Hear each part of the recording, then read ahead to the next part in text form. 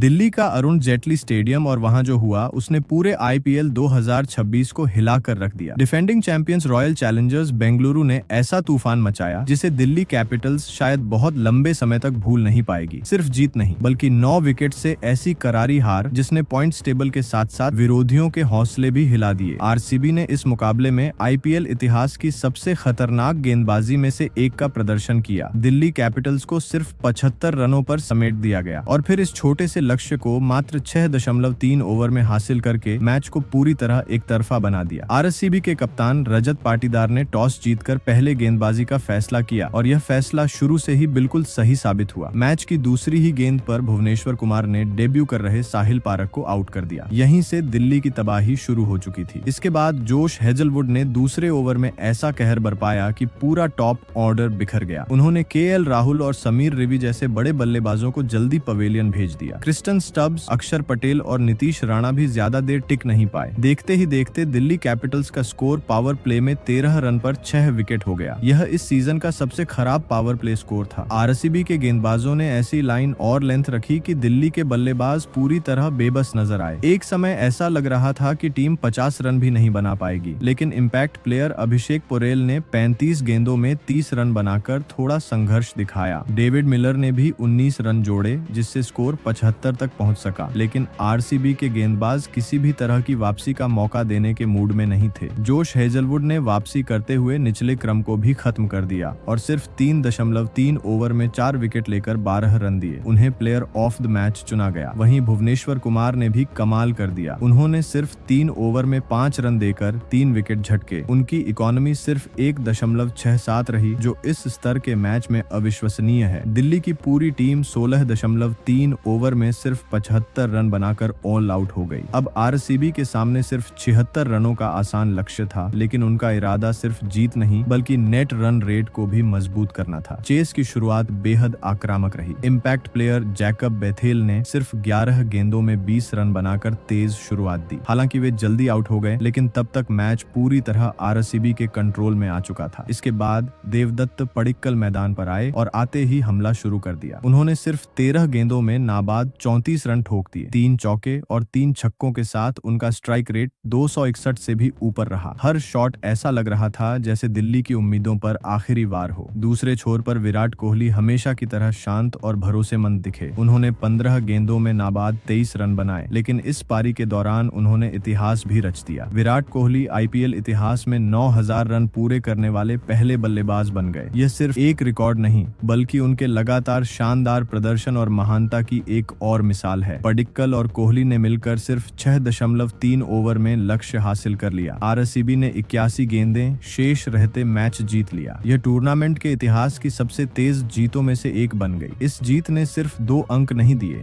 बल्कि पूरे टूर्नामेंट को एक संदेश दे दिया। डिफेंडिंग चैंपियंस अब पूरी ताकत में लौट चुके हैं। दिल्ली के लिए यह हार सिर्फ एक हार नहीं थी बल्कि एक चेतावनी थी कि आईपीएल में एक खराब दिन कितना भारी पड़ सकता है। अब सवाल आपसे, क्या आरसीबी इस सीजन फिर से ट्रॉफी जीत सकती है और क्या विराट कोहली का यह सीजन उनके करियर का सबसे खास आईपीएल सीजन बन सकता है? अपनी राय कमेंट में जरूर बताइए और ऐसी ही दमदार आईपीएल अपडेट्स के लिए चैनल को सब्सक्राइब करना बिल्कुल मत भूलिए और जुड़े रहिए जेपी क्रिकेइन्फो के साथ।